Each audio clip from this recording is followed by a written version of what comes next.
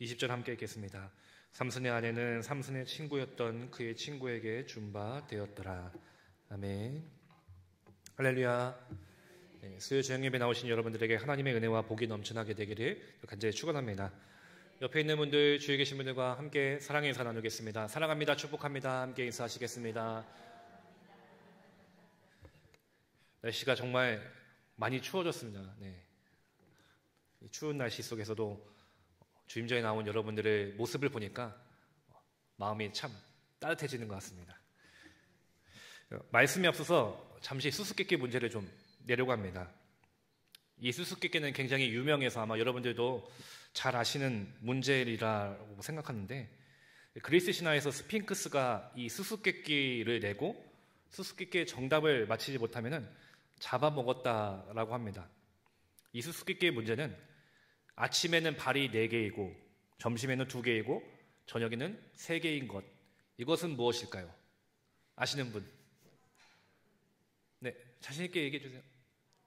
네, 역시 잘 아시네요. 스핑크스에게 잡아먹히지 않겠습니다. 사람이죠. 아침, 어릴 때는 4발로 기고, 낮에는 청년이 되어서 2발로 걷고, 저녁, 노년이 되어서는 지팡이를 의지하는 3발이 되는 그런 모습을 나타내는 것입니다. 그렇다면 또 다른 수수께끼 문제를 내겠습니다. 밤낮을 가리지 않고 일하는 것은 무엇일까요?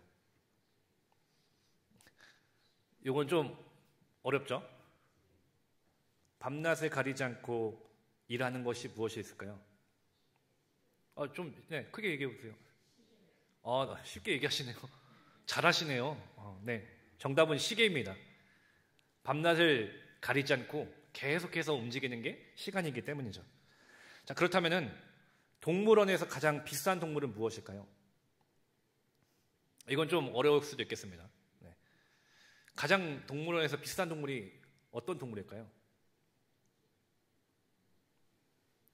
김정수 권사님, 말씀해 보세요. 잘 모르시겠어요? 한번 여러분들의 상상력을 좀 발휘해 보시면 좋을 것 같은데요. 뭘까요? 호랑이일까요? 코끼리일까요? 정답은 2글자인데, 힌트는 2글자인데 새입니다. 새.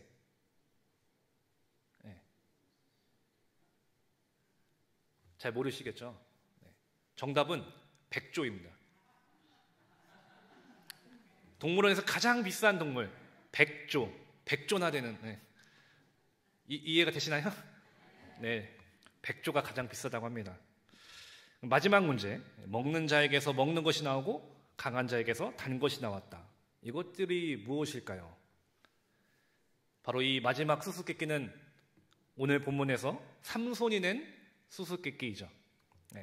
이 수수께끼가 과연 어떤 의미를 담고 있을까?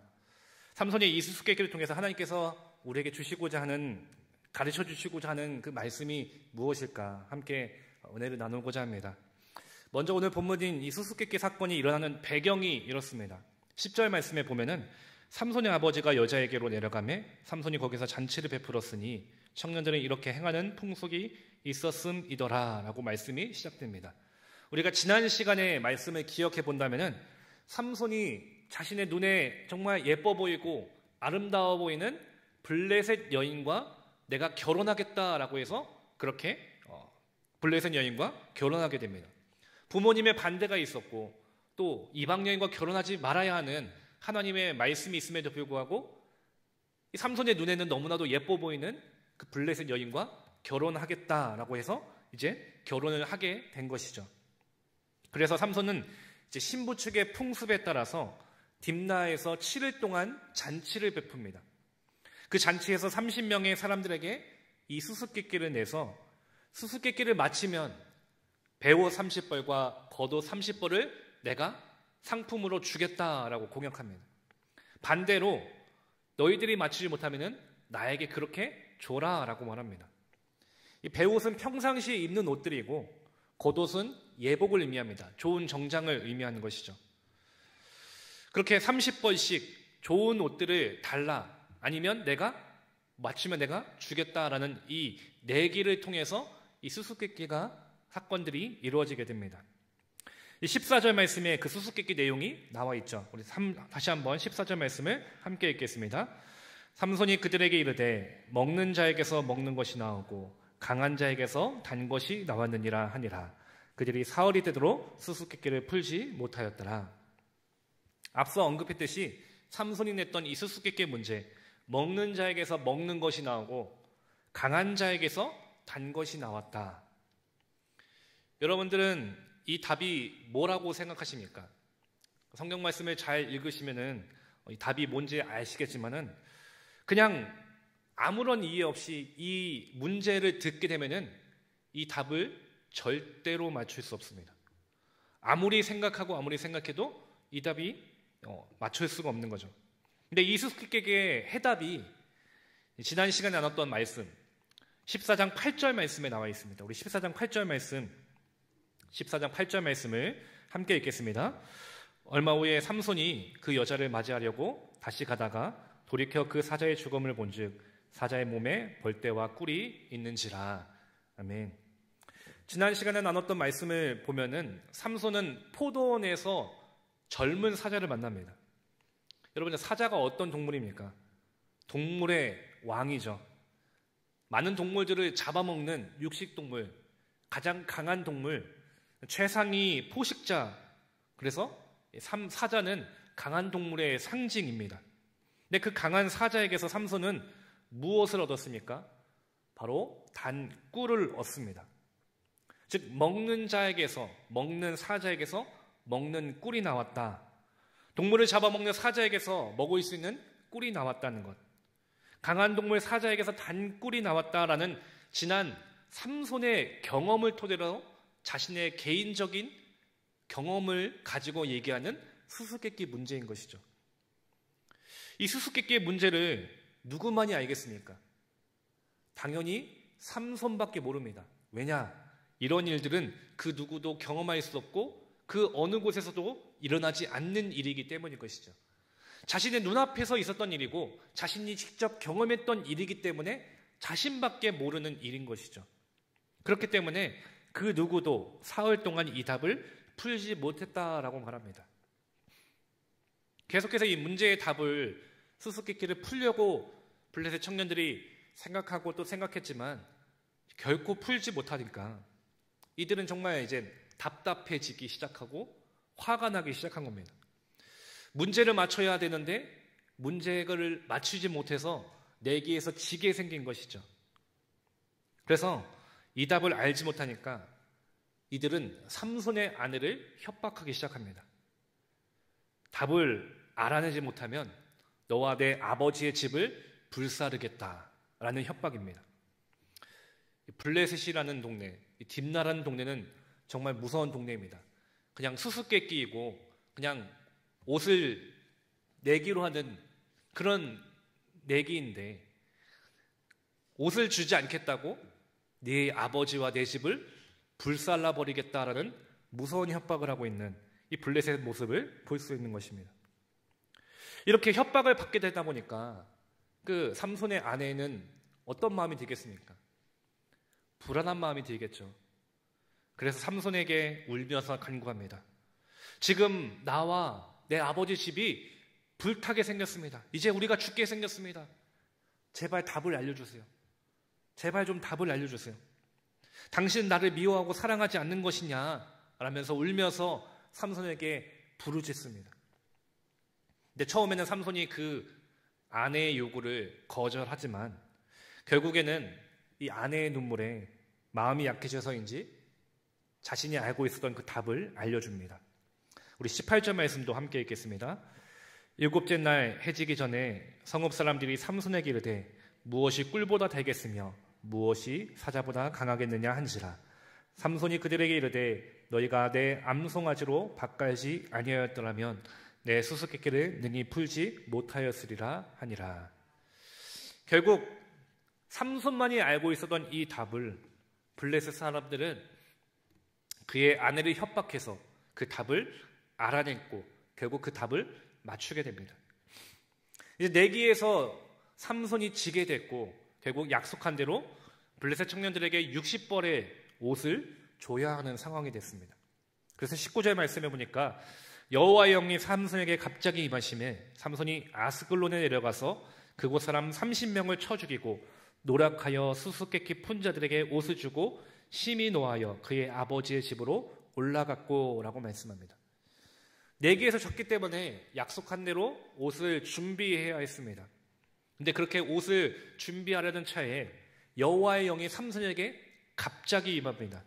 그리고 그 여호와의 영이 임했던 삼손은 아스글론이라는 도시로 내려가서 그곳 사람 30명을 죽이고 그들의 옷을 빼앗아서 블레셋 청년들에게 나눠줍니다. 삼손이 내려갔더니 아스글론이라는 성읍은 블레셋에서 큰 5성읍 중에 한 군데에 있습니다. 그곳에서 30명의 블레셋 사람들을 죽였다라고 하는 이 사건이 일어나니까 블레셋의 입장에서는 자신들이 지배하고 있었던 이스라엘의 삼손이라는 사람이 우리 큰 성읍 아스글론에 내려와서 우리 백성들 30명을 죽였다라는 이런 충격적인 사건을 경험하다 보니까 삼손이라는 사람을 주목하기 시작했던 것이죠. 이처럼 이 큰 사건이 일어나는데 그 시작점이 바로 삼손의 수수께끼를 통해서 비롯되었다라는 겁니다. 근데 이 수수께끼가 어떤 의미가 있을까요? 우리가 생각했을 때 삼손이 낸 이 수수께끼는 그냥 아무런 의미 없는 것 같고 자신의 경험에 의해서 블레셋 사람들을 골탕 먹이려고 낸 것처럼 보이기도 합니다. 그래서 옷이나 얻어볼 수 있지 않을까라는 장난 섞인 모습처럼 보일 수도 있습니다. 근데 삼손이 낸 이 수수께끼에 하나님은 놀라운 의미를 남겨놓으셨다는 것입니다. 먼저 이 사자에게서 꿀이 나왔다라고 했습니다. 이것이 어떤 의미가 있느냐? 당시에 가장 사나운 포식자, 최상위의 힘을 갖고 있었던 가장 강대국, 그래서 모든 것을 이길 수 있고 모든 것을 무찌를 수 있는 가장 강한 상대가 무엇이냐? 바로 블레셋을 의미합니다. 그래서 이 사자는 바로 블레셋을 의미하는 것이죠. 지난 말씀에서 하나님께서 삼손에게 사자가 나타나게 하셨습니다. 그리고 그 사자를 마주하는 삼손에게 하나님은 강하게 역사해 주셨습니다. 그렇게 하나님의 영으로 충만해졌던 삼손은 그의 손으로 이 사자를 염소새끼 찢듯이 손으로 찢어 죽였습니다. 이 사건을 통해서 하나님은 삼손에게 분명하게 뜻을 나타내십니다. 강한 포식자와 같은 강한 상대인 그 사자와 같은 블레셋을 삼손을 통해서 찢으실 것이다. 삼손의 손을 통해서 그들을 무찌르실 것이다 라는 것을 삼손에게 가르쳐주고 계신 것입니다. 지금 이스라엘 백성들에게 있어서 그들을 지배하는 자들, 그들을 다스리는 자들, 그래서 두렵고 강한 존재, 우리는 결코 벗어날 수 없을 것이다 라고 생각했던 모든 희망과 기대를 끊어버렸던 그 블레셋의 지배 아래 있었던 이스라엘 백성들이었기 때문에 이스라엘 백성들에게 있어서 블레셋에서 벗어난다라는 것은 당시로서는 상상할 수 없었던 일이었을 것입니다. 그 누구도 기대하지 않고 소망을 품지 않습니다. 그래서 하나님께도 부르짖지 않는 시대에 있었던 것이죠. 근데 하나님은 그런 강한 사자와 같은 블레셋을 삼손이라는 그 한 사람을 통해서 찢으시고 죽이신다는 겁니다. 그리고 그 강한 사자와 같은 블레셋을 찢게 되었을 때, 죽였을 때 그 안에서 꿀이 나오게 됩니다. 이 꿀은 바로 이스라엘을 의미합니다. 즉 하나님께서 사자를 마주치게 하시고 그 사자를 찢었던 사건들, 그리고 그 사자 안에서 꿀이 나왔던 이 일들을 통해서 블레셋의 압제 속에 있었던 이스라엘이지만 하나님은 삼손을 통해서 사자와 같은 블레셋을 찢으시고 그 안에서 압제당하고 괴로움과 고통 속에 있었던 이스라엘을 다시 회복시켜 주신다라는 것을 보여주고 계시다는 겁니다. 근데 여기에서 우리는 분명하게 전제 조건이 있다는 것을 알아야 합니다. 바로 여호와의 영이 삼손에게 임했을 때 이 일들이 가능하다라는 겁니다. 삼손의 힘과 능력으로 이 일들이 이루어지는 것이 아니라 하나님께서 삼손과 함께 해 주셔야, 그에게 역사해 주셔야 그를 통해서 하나님은 일하시고 블레셋을 무찔러 주신다는 것이죠. 그렇기 때문에 지금 내 눈에 좋아 보이는 대로, 내 뜻대로, 내 생각대로 살아가고 있는 이 삼손, 그리고 이스라엘 백성들, 그리고 오늘 우리에게 하나님은 이 말씀을 통해서 우리가 가장 의지하고 바라봐야 할 그 분이 누구신지를 분명하게 가르쳐 주고 계신다는 겁니다. 바로 하나님이시다라는 것을 우리에게 가르쳐 주시는 것이죠. 앞서서 제가 수수께끼 문제들을 냈습니다. 여러분들이 잘 맞춰주셨지만 마지막 문제는 좀 어려웠죠. 아무리 생각해도 잘 떠올려지지 않는, 동물원에서 가장 비싼 동물이 뭘까? 사자일까? 코끼리일까? 곰일까? 여러 가지 막 생각들을 하셨을 겁니다. 근데 전혀 생각하지 못했던 백조라고 했을 때 여러분들은 어떤 생각이 드셨습니까? 아, 그래, 백조. 되게 쉬운 문제인데 막상 답을 알면 쉬운데 문제를 들으면 너무나도 어렵게 느껴지죠. 우리가 수수께끼를 문제를 마주할 때 아마 그렇게 됩니다. 이게 정답이 뭘까 고민하게 되죠. 많은 세상의 지식들이 있고 경험들도 있고 많은 것들을 떠올려 보면서 이 문제를 맞춰보려고 합니다. 근데 아무리 내 지식들을 총동원해도 맞추기가 쉽지 않은 게 이 수수께끼 문제입니다. 때로는 아무리 생각하고 떠올려 봐도 떠올려지지 않아서 답답할 때가 있습니다. 아, 그래서 답이 뭔데요? 그렇게 생각할 때가 있죠. 근데 막상 그 답을 아니까, 아, 그래, 그런 답이었지. 이렇게 쉬운 답이었는데 우리는 그렇게 알게 되겠죠. 우리의 인생도 어쩌면 이런 수수께끼와 같습니다. 뭔가 내가 잘 알 것 같고 내가 잘 맞출 수 있을 것 같고, 그래서 내가 알고 있는 지식들, 경험들을 통해서 나 스스로 답을 맞춰보려고 합니다. 내 힘으로, 내 지식으로, 내 능력으로 이 답을 맞춰보려고 합니다. 근데 정말 수수께끼의 문제처럼 답을 알 것 같은데 답이 보이지 않고 틀린 답이기도 하고 결국 그 답을 찾지 못해서 답답해했던 적은 없습니까? 아무리 생각하고 생각했지만 답이 떠올려지지 않아서 어려웠던 적은 없었습니까? 왜 우리의 인생에서 이런 수수께끼와 같이 답을 찾지 못하게 되는 것일까요? 왜 우리가 이렇게 더 깊이 어두움에 빠지고 더 깊이 고민하게 되고, 그래서 이스라엘 백성들과 같이 더 깊은 고통과 괴로움의 시간 속에 있게 되는 것일까요? 그 이유는 너무나 간단합니다. 우리가 하나님을 의지하지 않기 때문인 것입니다. 하나님 없이 내가 가진 것들로, 내 능력으로, 내 힘으로, 내 지식들로 이 수수께끼와 같은 우리의 삶을 해결해 보려고 하기 때문인 것이죠. 근데 그렇게 내 힘으로 하려고 한다 할지라도, 내 능력으로 이 문제를 풀려고 한다 할지라도 그 문제를 우리는 풀 수가 없습니다. 그런데 우리는 여전히 착각합니다. 삼손과 같이, 또 이스라엘 백성들과 같이 여전히 내 힘을 의지합니다. 내 능력대로 할 수 있다고 생각합니다.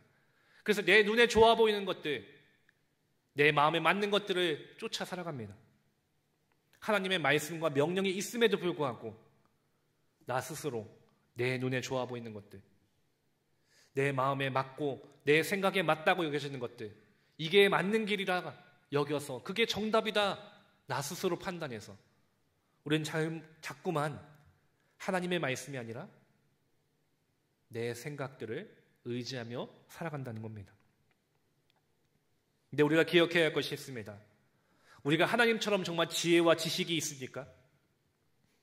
하나님처럼 정말 힘과 능력이 있는 자들입니까? 우리가 하나님보다 더 많이 압니까? 절대 그렇지 않죠. 우리는 결코 하나님의 그 크신 뜻을 이해하려고 해도 이해할 수 없는 연약한 자들입니다. 내가 더 잘한다고 생각하지만 하나님은 내가 생각하는 그 모든 것보다 내가 상상하는 그 이상으로 나를 더 잘 아시고 나를 더 잘 이해하시는 분이심을 여러분들 믿으시기를 간절히 소망합니다. 앞서서 수수께끼 문제를 내드렸지만 정답을 알면 정말 쉬운 문제이지만 정답을 모르면 어렵습니다. 우리의 인생이 그렇다는 겁니다. 우리의 인생의 정답을 알면은 내 인생이 얼마나 쉽겠습니까? 그 정답만을 따라가면은 얼마나 쉽게 풀려지겠습니까? 근데 우리의 인생의 정답이 내게 있지 않다는 겁니다. 저 세상에 있지도 않다라는 겁니다. 그것은 어떤 지식을 통해서, 경험을 통해서, 학문을 통해서, 세상적인 방법들을 통해서 얻을 수 있는 것이 아니라는 것입니다. 아무리 애쓰고 노력해도 얻을 수 있는 것이 아닙니다. 왜냐하면 그 답은 내게 있는 것도 아니고 저 세상에 있는 것도 아니고 누구에게 있는 것입니까? 오직 하나님께만 있기 때문인 것입니다. 여러분들 이 사실을 믿으시기를 간절히 소망합니다. 그래서 하나님께서 우리에게 말씀하시는 겁니다. 이렇게 해라, 저렇게 해라, 명령을 하시는 것이죠. 왜 명령을 하실까요? 하나님의 말씀이 정답이기 때문입니다. 이 길이 맞는 길이니까 이 길로 가라, 이렇게 해라, 저렇게 해라 말씀하시는 겁니다. 하나님이 이미 모든 것을 다 알고 계시니까, 이미 정답을 알고 우리에게 그 명령으로 가르쳐주고 계신 것입니다. 그래서 우리에게 필요한 것은 그 하나님의 명령에, 하나님께서 말씀하신 그 정답에 순종하는 것입니다. 하나님께서 모세에게 지팡이를 들고 바다 위로 내밀어 그것을 갈라지게 해라 명령하셨습니다. 그럴 때 바다가 갈라질 것이다 라고 말씀하십니다. 여러분들, 그 누가 지팡이로 바다를 친다고 해서 바다가 갈라질 것이다 라고 생각할 수 있습니까? 우리의 상식으로, 생각으로는, 세상적인 지식으로는 이해할 수 없는 일입니다. 어떻게 그 지팡이로 바다를 가른다는 것입니까? 근데 하나님께서 갈라지게 해라 명령하셨고, 모세는 그 명령에 순종하여서 지팡이를 바다에 댔을 때 그 바다는 갈라지게 되었다는 것을 여러분들 믿지 않으십니까? 폭풍 속에서 제자들이 괴로워했을 때 예수님께서 바다 위를 걸어오시면서 제자들에게 다가오셨습니다. 이에 베드로가 주여, 만일 주님이시거든 나를 명하셔서 물 위로 오라 하소서라고 말합니다.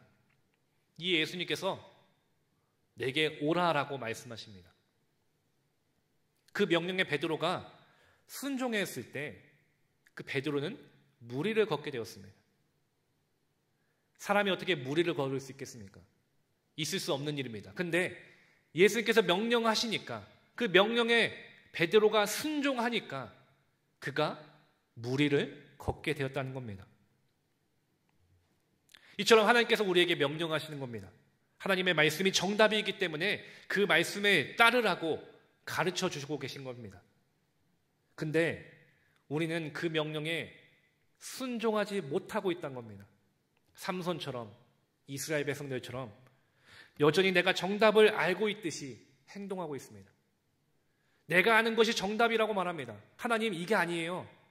내가 하는 게 맞아요. 이 길이 맞아요. 저 길이 맞아요. 내 경험에 따라서, 내 지식에 따라서 우리는 그렇게 하나님의 명령을 따르지 않고 여전히 내 생각대로, 내 눈에 좋아 보이는 대로, 내 뜻대로 우리는 자꾸만 엉뚱한 곳에서 답을 찾으려고 하고 있지 않습니까? 사랑하는 우리 신갈교회 성도 여러분, 이제는 우리가 자꾸만 정답을 외면하려고 했던 우리의 모습을 돌이켰으면 좋겠습니다. 내 눈에 좋아 보였던 것들, 내 마음과 생각에 맞다고 여겨졌던 그 잘못된 답을 이제는 내려놓기를 원합니다. 그리고 우리에게 가르쳐 주신 그 정답, 하나님의 명령에 아멘으로 순종할 수 있는 우리의 믿음이 되기를 간절히 소망합니다. 그래서 이제는 우리가 하나님 중심으로, 하나님 말씀대로, 그 말씀이 내 삶의 기준이 되어서 내가 그 명령에 순복하겠습니다 결단하며 그렇게 살아갈 수 있는 저와 여러분들이 되었으면 좋겠습니다. 그랬을 때 하나님의 영과 지혜로 우리는 충만하게 될 줄 믿습니다. 지금 삼손은 내 눈을 의지했습니다. 내 눈에 좋아 보이는 대로, 내 마음대로, 내 뜻대로 그렇게 살아갑니다. 하나님의 말씀이 있음에도, 명령이 있음에도 반대로 살았습니다. 근데 그럼에도 우리에게 은혜가 됐던 것은 그런 삼손에게 하나님은 그래도 함께 해주셨다는 겁니다. 하나님의 영이 그에게 임했을 때 하나님의 말씀에 따르지 않았던 삼손이었지만 하나님의 영이 임하자 그는 능력의 사람이 됩니다. 그리고 그를 통해서 사자와 같은 블레셋을 찢게 하시고 그 속에서 꿀과 같은 이스라엘이 다시 나오게 하시고 회복되게 하시는데 바로 삼손을 구원의 도구로 세워주신다는 겁니다. 오늘 우리의 인생도 삼손과 같이 이스라엘 백성들과 같이 여전히 내 눈을 의지하지만 내 생각을 의지하지만 내 것이 내 생각들이 정답이라고 말하고 있지만 하나님께서 우리에게 분명하게 말씀해 주셨던 것, 하나님의 명령이 정답이라는 것, 그 명령에 순종했을 때 하나님은 우리의 삶을 온전한 길로 인도하신다는 그 은혜들을, 그 말씀들을 여러분들이 기억했으면 좋겠습니다. 수수께끼와 같이 알다가도 모를 우리의 인생 가운데 하나님은 우리에게 분명한 답을 알려주십니다. 그리고 우리 가운데 분명하게 역사해 주시고 놀라운 길과 은혜의 길로, 능력들로 우리 삶 가운데 반드시 역사해 주실 것입니다. 그리고 여전히 우리를 포기하지 않으시고 끝까지 우리와 함께 하시며 우리와 언제나 동행하기를 원하시는 분이 하나님이심을 여러분들이 기억하시기를 간절히 소망합니다. 지금 우리는 과연 어디에서 정답을 찾고 있습니까? 지금 나는 어디를 바라보고 무엇을 의지하고 있었습니까? 바라기는 이제는 눈을 돌이켜, 우리 시선을 돌이켜서 하나님을 바라볼 수 있게 되기를 원합니다. 그 하나님만을 의지하게 되기를 간절히 소망합니다. 하나님이 내 삶의 중심이고 하나님의 말씀이 내 삶의 능력임을 믿게 되기를 간절히 소망합니다. 그래서 그동안은 하나님의 능력이 내 삶에 나타나지 않았지만 이런 내 삶이 다시 하나님을 바라봄으로 내 삶의 모든 순간순간이 하나님의 능력이 되고 하나님의 은혜로, 하나님의 영으로, 하나님의 지혜로 가득 채워질 수 있는 저와 여러분들의 삶, 그래서 이 시대 속에서 정말 주님 앞에 귀하게 쓰임받는 믿음의 도구, 하나님의 귀한 일꾼이 될 수 있는 저와 여러분들이 되기를 또 간절히 축원합니다. 함께 기도하시겠습니다.